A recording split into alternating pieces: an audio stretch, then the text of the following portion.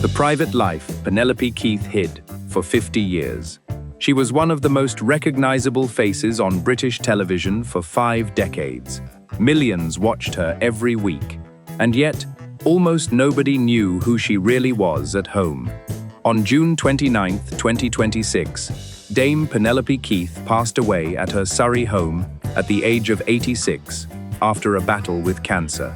The tributes poured in within hours, from co-stars, from broadcasters, from people who grew up watching her. But behind the fame, Penelope Keith spent 50 years doing something most celebrities never manage, staying almost completely private. Today, we're going behind the headlines. The marriage nobody saw coming, her surprising friendship with the Queen, and the quiet life she built far away from the cameras. If you're new here, we cover the real stories behind the biggest names in entertainment. Hit subscribe so you don't miss the next one. Before she was Dame Penelope Keith, she was just Penelope Hatfield, born on April 2nd, 1940, in Sutton, Surrey. Her early life wasn't glamorous at all. Her father, an army officer, left the family when she was just a baby. Her mother, Connie, was left to raise her alone. The two of them moved between Clacton-on-Sea and Clapham in South London, nowhere near the world of theatre and television she'd later dominate. There was no showbiz pedigree here, no famous relatives pulling strings, just a determined young woman who joined the Royal Shakespeare Company in 1963 and started building a career from nothing, one stage role at a time. It would take over a decade of theatre work before the country would even know her name. Then came 1975. The BBC cast her as Margot Leadbetter in The Good Life, the snobbish, status-obsessed neighbour who became one of the most quoted characters in British sitcom history.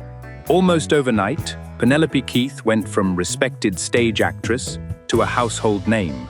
The show ran for 3 years, won her a BAFTA in 1977, and made her instantly recognizable on every street in Britain. A year later, she picked up a second BAFTA, this time for Best Actress, for her role in the Norman Conquests. By the end of the 1970s, she could have leaned all the way into fame. Talk shows, tabloids, the whole circus. Instead, she did the opposite. Here's the part most fans never knew. In 1976, right as The Good Life was making her famous, Penelope Keith was performing in a play in Chichester. Working security at that theatre was a local policeman named Rodney Timpson, twice divorced, with no connection to showbiz whatsoever. The two met, and somehow, the private stage actress and the working policeman fell for each other, away from any cameras or press coverage.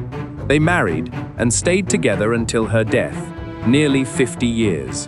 While she was one of the most famous women on British TV, her husband was living an entirely ordinary life. No red carpets, no interviews about what it's like being married to a star.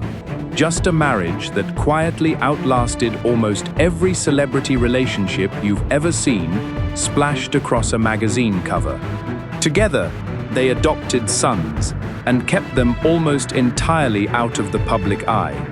In an era where celebrity children often become famous simply for existing, Keith's family stayed remarkably anonymous.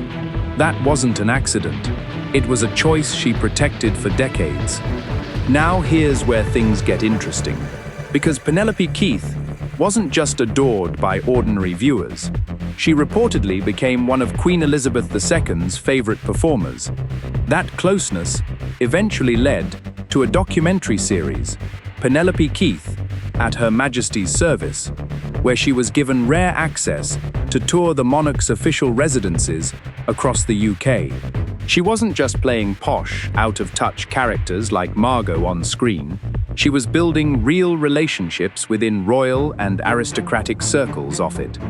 In 2002, on her 62nd birthday, she was appointed High Sheriff of Surrey, becoming only the third woman ever to hold that position.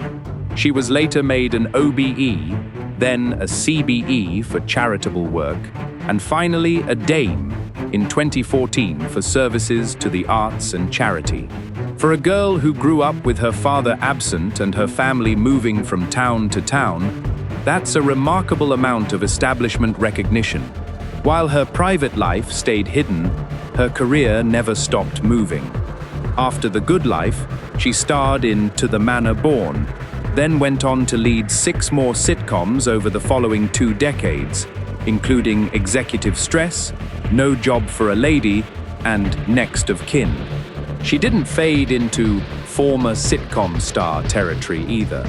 In the 2000s, she returned to the stage as Madame Arcati in Blithe Spirit, and later as the iconic Lady Bracknell in The Importance of Being Earnest, roles that proved she was a serious theatrical actress first, sitcom star second.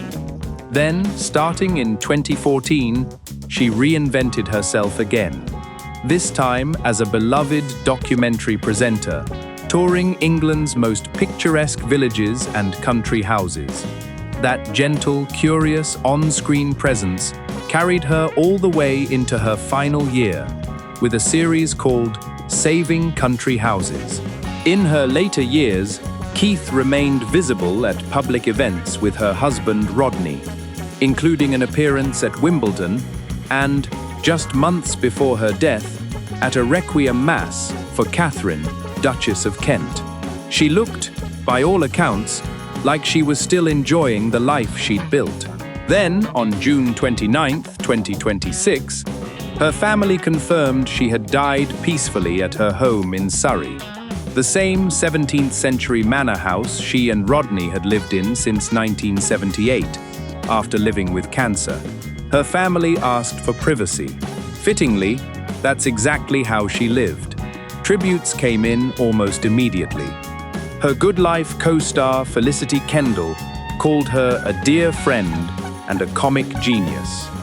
Broadcaster Giles Brandreth remembered her warmth and generosity. West End theatres dimmed their lights for 2 minutes in her honor, a rare tribute usually reserved for the industry's most respected figures.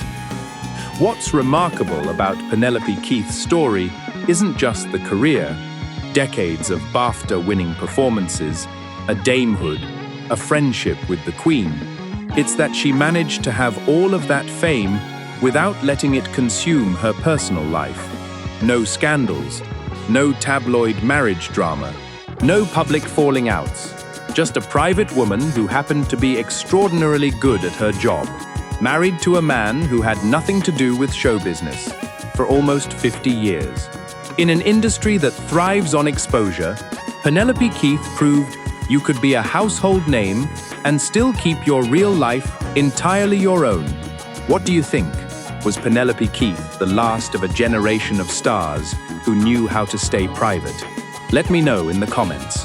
And don't forget to subscribe for more stories behind the biggest names in entertainment.